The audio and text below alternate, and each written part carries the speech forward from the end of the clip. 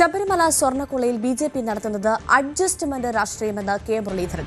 ഒഴുക്കൻ മട്ടിലാണ് ബിജെപിയുടെ പ്രതിഷേധം. A പത്മകുമാറിന്റെ arrest തെരഞ്ഞെടുപ്പിൽ പ്രതിഫലിക്കുമോ എന്നതിൽ അഭിപ്രായം പറയുന്നില്ല.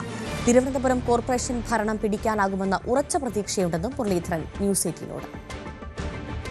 തദ്ദേശ തെരഞ്ഞെടുപ്പിന്റെ പ്രചാരണം അതിന്റെ പാരമ്യത്തിലേക്ക് കടക്കുകയാണ്.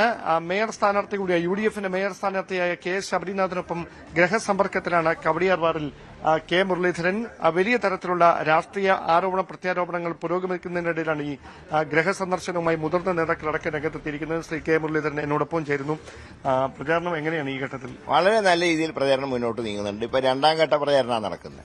ആദ്യഘട്ടം കുറ്റവിചാരണ യാത്ര, അതുപോലെ കോർപ്പറേഷൻ ഓഫീസ് മാർച്ച്, അതോടെ ഒന്നാം ഘട്ടം കഴിഞ്ഞു.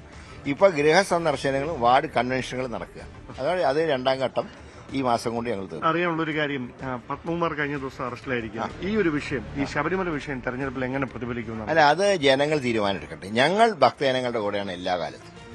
അത് ഇലക്ഷൻ ഉണ്ടെങ്കിലും ശരി, ഇലക്ഷൻ ഇല്ലെങ്കിലും ശരി. ഇപ്പൊ യുവതീ പ്രവേശനത്തിന്റെ കാലത്തും ഞങ്ങൾക്ക് ഭക്തജനങ്ങളുടെ ഒപ്പമാണ് ഞങ്ങൾ നിലകൊണ്ടത്. ഈ കാര്യത്തിൽ ഞങ്ങൾ ഭക്തജനങ്ങളുടെ ഒപ്പമാണ്.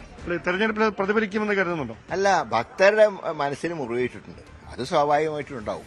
അല്ല, ആ വോട്ട് തങ്ങൾക്കൊപ്പമാക്കാൻ ഇതുമൂലം ഉണ്ടാകുന്ന ഒരു പ്രതിഷേധം തങ്ങൾക്കൊപ്പമാക്കാനുള്ള നീക്കം BJP വലിയ തരത്തിൽ ഇവിടെ നടത്തുന്നു. BJP അഡ്ജസ്റ്റ്മെന്റ് അല്ലേ?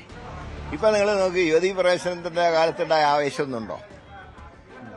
എന്താ അതിന്റെ കാരണം? ഒരു വെറും സ്റ്റേറ്റ്മെന്റ്, ഒഴുക്കമായിട്ടുള്ള സ്റ്റേറ്റ്മെന്റ് അല്ലേ? ആരെങ്കിലും ഒരു ശക്തമായിട്ട് രണ്ട് ഡയലോഗ് അടിച്ചിട്ടുണ്ടോ? അപ്പൊ നഗരസഭ പിടിക്കാൻ കഴിയുമെന്ന് വലിയ ഞങ്ങൾ തന്നെ പിടിച്ചിരിക്കും. ആ ആത്മവിശ്വാസത്തിലാണ് UDFന്റെ തെരഞ്ഞെടുപ്പ് പ്രചാരണം ഈ കവടിയാർ വാർഡിൽ പുരോഗമിച്ചുകൊണ്ടിരിക്കുന്നത്.